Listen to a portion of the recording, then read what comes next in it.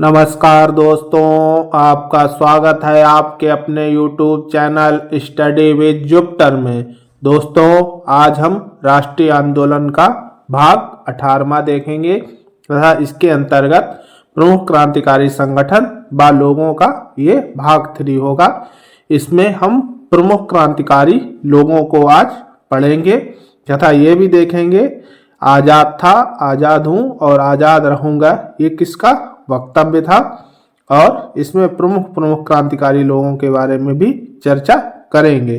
चलिए बढ़ते हैं वीडियो की ओर। प्रमुख क्रांतिकारी संगठन व लोग, इसमें देखेंगे प्रमुख क्रांतिकारी लोगों को। इसमें पहला नाम है खुदीराम बोस का। खुदीराम बोस का जन्म 3 दिसंबर 1889 को पश्चिम बंगाल के मिदनापुर जिले के बहुरबैनी नामक गांव में कायस्थ परिवार में बाबू त्रिलोक्यनाथ बोस के यहाँ हुआ था। स्कूल छोड़ने के बाद खुदीराम रिवॉल्यूशनरी पार्टी के सदस्य बने और वंदे मातरम पैम्पलेट वितरित करने में महत्वपूर्ण भूमिका ये निभाते हैं। 1905 में बंगाल के विभाजन बंग भंग के विरोध में चलाए गए आंदोलनों में इन्होंने बढ़ चढ़कर भाग लिया। 6 दिसंबर 1907 को खुदीराम बोस ने नारायणगढ़ रेलवे स्टेशन पर बंगाल के गवर्नर की विशेष ट्रेन पर हमला किया, परंतु वह बच निकलता है। सन 1908 में उन्होंने 2 अंग्रेज अधिकारियों वाटसन और पैमफायल्ट फुलर पर बम फेंका, लेकिन वो भी बच निकलते हैं। कलकत्ता के क्रूर मजिस्ट्रेट किंग्स फोर्ड को मारने की योजना बनाई जाती है। चलिए और देखते हैं इनके बारे में, जिसके लिए खुदीराम बोस तथा प्रफुल्ल चाकी का चयन किया गया था। किंग्स बच गया, जो किंग्स फोर्ड था वो बच निकलता है और उसकी जगह 2 यूरोपियन स्त्रियों की जान चली जाती है। प्रफुल्ल चाकी ने आत्महत्या कर ली थी। ट्रेन में वो प्रफुल्ल चाकी जा रहे होते हैं, रास्ते में वो अपने आप को घिरा पाते हैं लोग अंग्रेजों से, तथा अपने आप को उसे इन अंग्रेजों की यातनाओं से बचने हेतु वो अपने आप को रास्ते में ही गोली मारकर शहीद कर लेते हैं और खुदीराम बोस को पकड़ा जाता है। 11 अगस्त 1908 को उन्हें मुजफ्फरपुर जेल में फांसी दे दी जाती है। ये रहे हमारे खुदीराम बोस जिनको फांसी दी जाती है। अगले हैं पुलिन दास। पुलिन जी का जन्म 24 जनवरी 1877 को बंगाल के फरीदपुर जिले में लोनसिन नामक गांव के एक मध्यम वर्गीय बंगाली परिवार में हुआ था। 1905 में उन्होंने मशहूर लाठी चलाने में माहिर मुर्तजा से लाठी खेल और घेराबंदी की ट्रेनिंग ली थी। सितंबर 1908 में श्री बिपिन चंद्र पाल और श्री पद्मनाथ मित्र के पूर्वी बंगाल और असम के दौरे में सामने आते हैं। ये उन्हें अनुशीलन समिति की ढाका इकाई का संगठन करने के दायित्व सौंपा गया और अक्टूबर में उन्होंने 80 युवाओं के साथ में ढाका अनुशीलन समिति की स्थापना की। ये पुलिन दास है, इन्हीं के द्वारा ढाका अनुशीलन समिति है उसकी स्थापना की जाती है। 23 दिसंबर 1907 को जब ढाका के दुष्ट पूर्व जिला मजिस्ट्रेट बासिल कोपलेस्टन एलन वापस इंग्लैंड जा रहा था, तभी गोलांदो रेलवे स्टेशन पर उसे गोली मार दी गई, किंतु दुर्भाग्य से वो भी बच निकलता है। चलिए इनके बारे में और देखते हैं। धन की व्यवस्था करने के लिए 1908 के प्रारंभ में 12 डकैती कांड को अंजाम दिया इन्होंने, पुलिन दास ने।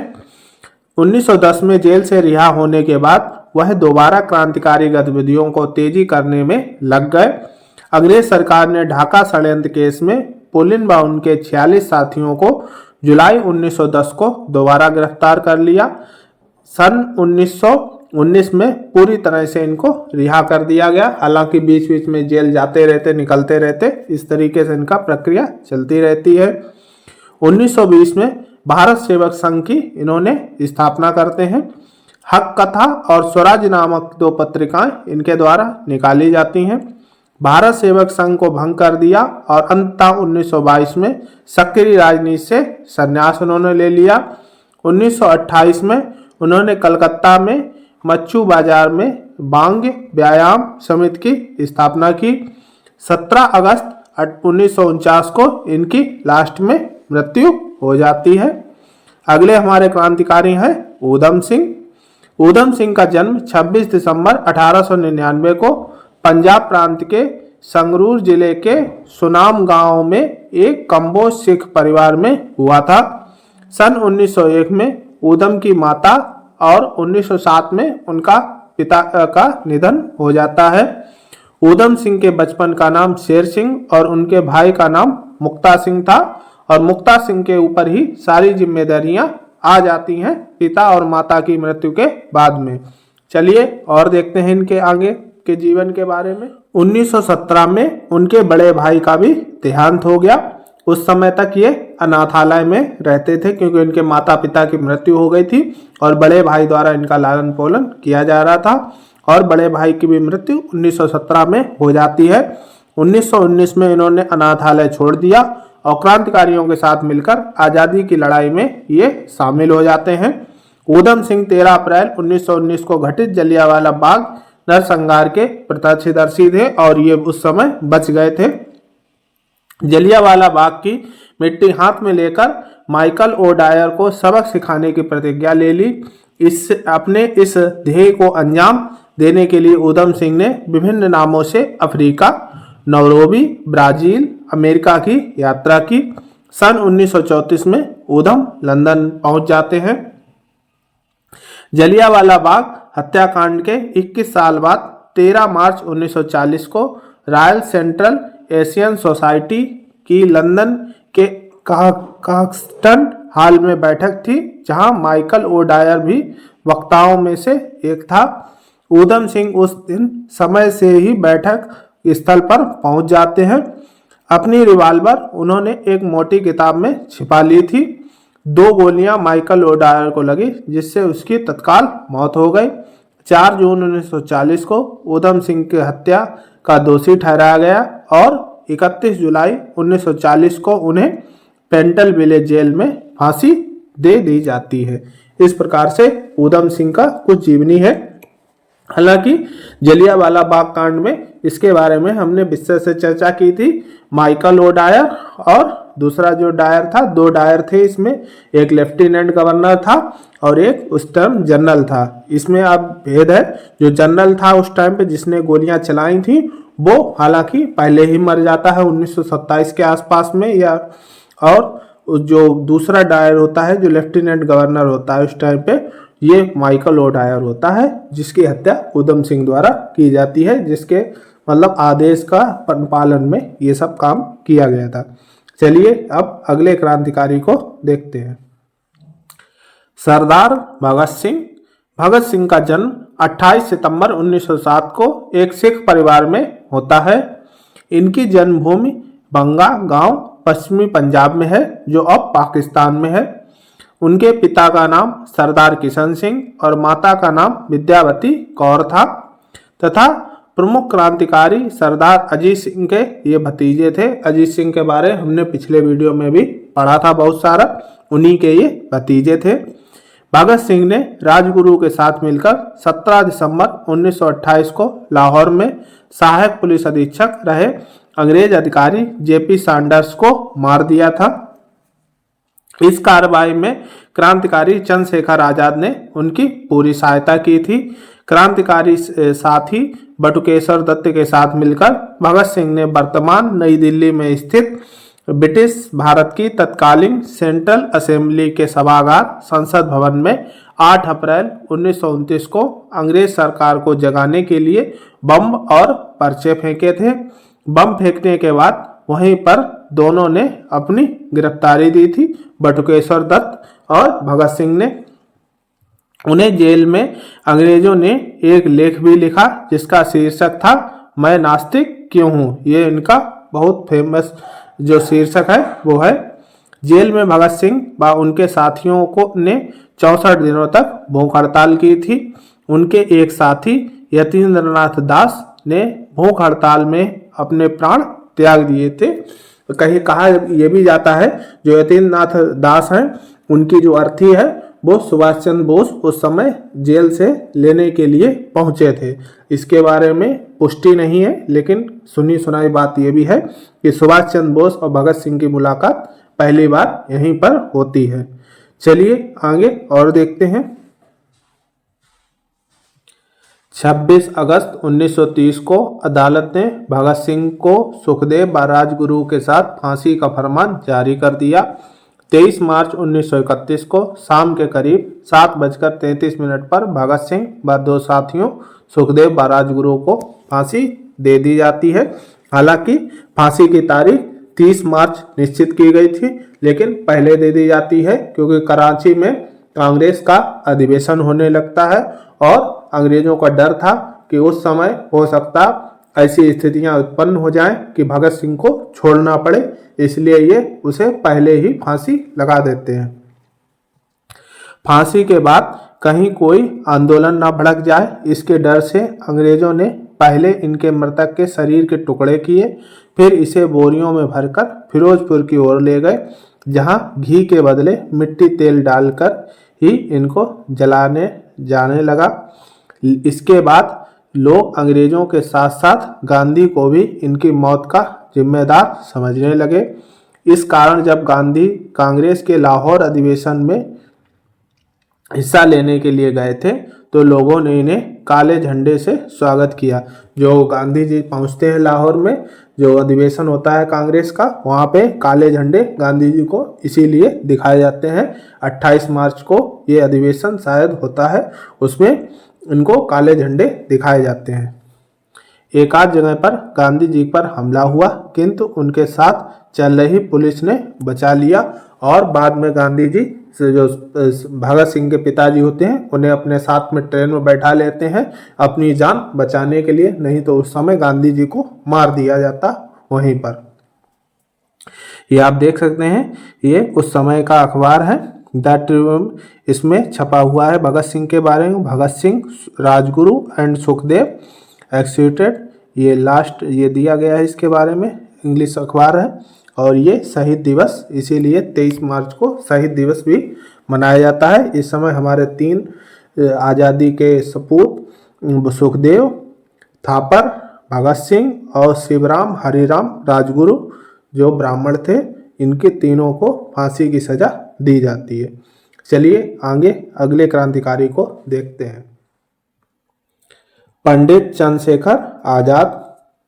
चंद्रशेखर आजाद का जन्म भामरा गांव, अब चंद्रशेखर आजाद नगर इसका नाम है, वर्तमान अलीराजपुर जिला में एक ब्राह्मण परिवार में 23 जुलाई सन 1906 में हुआ था। उनके पूर्वज ग्राम बदरका, उन्नाव जिला बैसवाड़ा से थे। आज आजाद के पिता पंडित सीताराम तिवारी अकाल के समय अपने पैतृक निवास बदरका को छोड़कर कुछ समय पहले मध्य प्रदेश के अलीराजपुर रियासत में नौकरी करते रहे, फिर जाकर भामरा गांव में बसे। 1920 में असहयोग आंदोलन के दौरान पहली बार पकड़कर 15 बेतों की सजा इनको दी जाती है चंद्रशेखर आजाद को। इस घटना का उल्लेख पंडित जवाहरलाल नेहरू ने कायदा तोड़ने वाले एक छोटे लड़के की कहानी के रूप में किया था। चौरी चौरा की घटना के बाद असहयोग आंदोलन की वापसी से नाराज हुए और हिंदुस्तान रिपब्लिकन एसोसिएशन में शामिल हो जाते हैं। काकोरी कांड की घटना से ये बच निकले और अंग्रेजों के कभी हाथ नहीं लगते हैं। उसके बाद भगत सिंह के साथ नए दल का गठन किया, हिंदुस्तान सोशलिस्ट रिपब्लिकन एसोसिएशन। जब जो हिंदुस्तान रिपब्लिकन एसोसिएशन होता है पंडित राम प्रसाद बिस्मिल जी का, वो भंग हो जाता है। काकोरी कांड की घटना के बाद सबको फांसी दे दी जाती है। उसके बाद हिंदुस्तान सोशलिस्ट रिपब्लिकन एसोसिएशन इनके द्वारा स्थापित किया जाता है। इस दल ने पंडित लाला लाजपत राय की मौत का बदले के स्वरूप में जेपी सैंडर्स की हत्या करके बदला ले लिया था। ये कुछ पंडित चंद्रशेखर आजाद के बारे में था और इनके बारे में और देखते हैं विस्तार से। चंद्रशेखर आजाद के ही सफल नेतृत्व में भगत सिंह और बटुकेश्वर दत्त ने 8 अप्रैल 1929 को दिल्ली के केंद्रीय असेंबली में बम फेंका था। हालांकि जो भगत सिंह को पहले चंद्रशेखर आजाद ने बहुत सारा मना किया, लेकिन भगत सिंह के ना मानने के कारण में चंद्रशेखर आजाद ने भगत सिंह को जाने की अनुमति दे दी थी। उसके बाद इस दल ने सभी क्रांतिकारी पकड़े जाते हैं, पर आजाद कभी किसी के हाथ नहीं लगे। पंडित जी का कहना था, मैं आजाद था, आजाद हूं और आजाद रहूंगा, जीते जी कभी किसी के हाथ नहीं लगूंगा। सांडर्स हत्याकांड में भगत सिंह, सुखदेव और राजगुरु को फांसी की सजा हुई। हरदोई जेल में जाकर गणेश शंकर विद्यार्थी से पंडित जी मिलते हैं। विद्यार्थी के परामर्श कर वे इलाहाबाद गए और 20 फरवरी को नेहरू से मिले। उनके निवास आनंद भवन में भेंट करते हैं। नेहरू से यह आग्रह किया कि वे गांधी जी पर इरविन से तीनों की फांसी को उम्र कैद में बदलवाएं। 27 फरवरी 1931 को इलाहाबाद के अल्फ्रेड पार्क में अंग्रेजों से भयंकर गोलीबारी में आजाद ने 3 पुलिसकर्मियों को मौत के घाट उतार दिया और कई अंग्रेज सैनिक घायल कर दिए। अंत में जब बंदूक में एक गोली बची तो वो गोली उन्होंने खुद को मार ली और वीर गति को प्राप्त हो गए। पुलिस ने बिना किसी को इसकी सूचना दिए चंद्रशेखर आजाद का अंतिम संस्कार कर दिया था।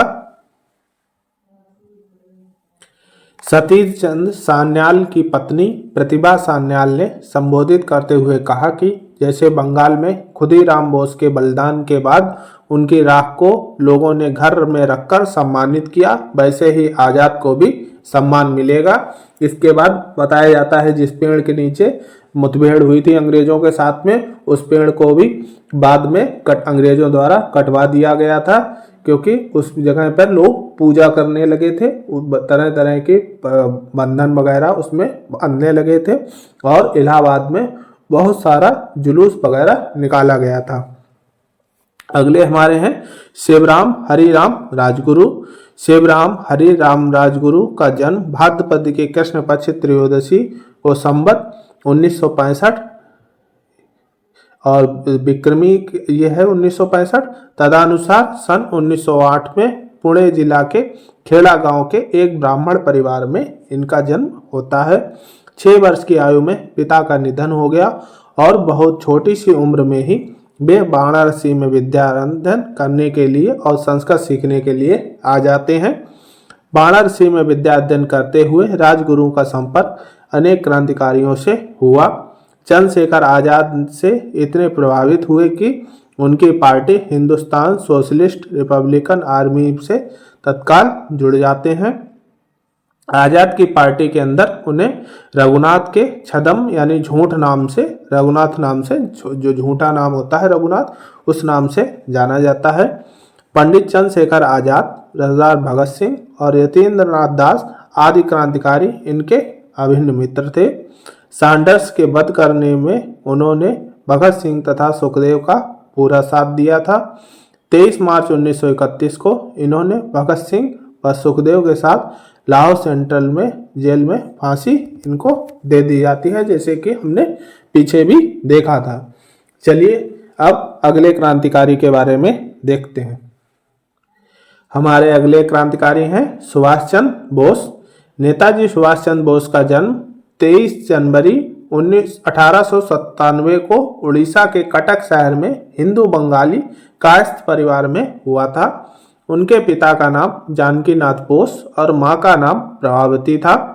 प्रभावती और जानकीनाथ बोस की कुल मिलाकर 14 संतानें थीं, जिसमें 6 बेटी और 8 बेटे थे।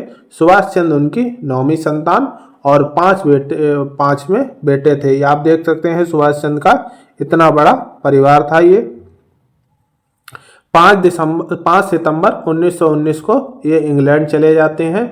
1920 में ICS वरीयता सूची में चौथा स्थान प्राप्त करते हुए ये परीक्षा पास कर लेते हैं। जवाहरलाल नेहरू के साथ सुभाष ने कांग्रेस के अंतर्गत युवाओं की इंडिपेंडेंस लीग शुरू कर दी। अपने सार्वजनिक जीवन में सुभाष ने कुल 11 बार कारावास झेला। सबसे पहले उन्हें 16 जुलाई 1921 को 6 महीने की सजा दी जाती है। सन 1932 में सुभाष को फिर से कारावास हुआ। इस बार उन्हें अल्मोड़ा जेल में रखा गया था। सन 1933 से लेकर 1936 तक सुभाष यूरोप में रहते हैं। वहाँ ये इटली के नेता मुसोलिनी से मिलते हैं, जिन्होंने भारत के स्वतंत्रता संग्राम में सहायता देने का वचन किया था। ये इटली जाते हैं नेताजी और मुसोलिनी से मिलते हैं और मुसोलिनी इन्हें वादा करता है और इनका बहुत बड़ा मुरीद भी हो जाता है। हालांकि हिटलर ने इनकी मदद करने से मना कर दिया था, लेकिन इनसे प्रभावित भी हुआ था। चलिए और देखते हैं इनके बारे में। 3 मई 1939 को सुभाष ने कांग्रेस के अंदर ही फॉरवर्ड ब्लॉक के नाम से अपनी पार्टी की स्थापना कर दी। जुलाई 1940 में कलकत्ता में स्थित हाल बेल्ट स्तंभ, जो कि भारत की गुलामी का प्रतीक था, सुभाष की यूथ ब्रिगेड ने रातों रात वह स्तंभ मिट्टी में मिला दिया। अंग्रेज सरकार ने सुभाष सहित फॉरवर्ड ब्लॉक के सभी मुख्य नेताओं को कैद कर लिया। हालांकि इसमें गांधी जी की भी योजना बताई जाती है। गांधी जी भी अंग्रेजों को सनकारते हैं कि फॉरवर्ड ब्लॉक के सभी जो जितने उम्मीदवार हैं उनको कैद कर लिया जाए। उन्हें उनके ही घर में नज़रबंद करके बाहर पुलिस ने कड़ा पहरा बिठा दिया। 16 जनवरी 1941 को वे पुलिस को चकमा देते हुए एक पठान मोहम्मद जियाउद्दीन के बेस में घर से निकल लेते हैं। जर्मनी में भारतीय स्वतंत्रता संगठन और आज़ाद हिंद रेडियो की स्थापना करते हैं। 29 मई 1942 के दिन सुभाष चंद्र बोस ने जर्मनी के सर्वोच्च नेता एडॉल्फ हिटलर से मिले। सन 1942 में एमिली स्केल से इन्होंने विवाह कर लिया। वियना में एमिली के एक पुत्री को जन्म दिया, जिसका नाम अनीता बोस रखा जाता है। 6 जुलाई 1944 को आज़ाद हिंद रेडियो में अपने भाषण में नेताजी ने गांधी जी को राष्ट्रपिता कहा, तभी गांधी जी ने उन्हें नेता कहा। अगस्त 1945 में ताइवान में हुई कथाकथित विमान दुर्घटना में सुभाष चंद्र की मृत्यु मानी जाती है। हालांकि इसके बाद में बहुत सारी एजेंसियां भारत से भेजी जाती हैं जापान में इस बारे में पता करने के लिए कुछ सबूत मिले, लेकिन अलग अलग जो टीमें गई थी वो अलग अलग अपना वक्तव्य देते हैं। जापान की एक न्यूज एजेंसी बताती है कि उस तारीख में कोई विमान दुर्घटना ही नहीं हुई थी, कोई पहले वाली बताती है कि दुर्घटना हुई थी, इसलिए ये विवाद का विषय है। चलिए अब अगले क्रांतिकारी को देखते हैं। अगले क्रांतिकारी हमारे हैं मदन लाल धिंगड़ा। मदन लाल धिंगड़ा का जन्म 18 फरवरी सन 1883 को पंजाब प्रांत के एक संपन्न हिंदू परिवार में हुआ था। उनके पिता दित्तामल जी सिविल सर्जन थे। अपनी बड़े भाई की सलाह पर सन 1906 में उच्च शिक्षा प्राप्त करने के लिए ये इंग्लैंड चले जाते हैं। उन्होंने यूनिवर्सिटी कॉलेज लंदन में अभियांत्रिकी में प्रवेश ले लिया। लंदन में धिंगड़ा भारत के प्रख्यात राष्ट्रवादी विनायक दामोदर दास सावरकर एवं श्यामजी कृष्ण वर्मा के संपर्क में आ जाते हैं। वे लोग धिंगड़ा को प्रचंड देशभक्त से बहुत प्रभावित हुए। 1 जुलाई सन 1909 की शाम इंडियन नेशनल एसोसिएशन के वार्षिक उत्सव में भाग लेने के लिए भारी संख्या में भारतीय और अंग्रेज इकट्ठे होते हैं। जैसे ही भारत सचिव के राजनीतिक सलाहकार सर विलियम हट कर्जन बायली अपनी पत्नी के साथ हाल में घुसे, धिंगड़ा ने उनके चेहरे पर 5 गोलियां दाग दी। इसमें 4 उनके सही निशाने पर लगती हैं। उसके बाद धिंगड़ा ने अपनी पिस्तौल से स्वयं को गोली मारनी चाहिए, किंतु उन्हें पकड़ लिया जाता है। 23 जुलाई 1909 को धिंगड़े के मामले की सुनवाई पुराने बेली कोर्ट में होती है। अदालत ने उन्हें मृत्युदंड का आदेश दिया और 17 अगस्त 1909 को लंदन की पेंट विले जेल में उनको फांसी पर लटका दिया जाता है। इस प्रकार से मदन लाल धिंगड़ा का कुछ जीवन परिचय था। इसी के साथ ये वीडियो समाप्त करते हैं और हमने सारे प्रमुख क्रांतिकारी संगठनों तथा लोगों के बारे में पढ़ लिया है।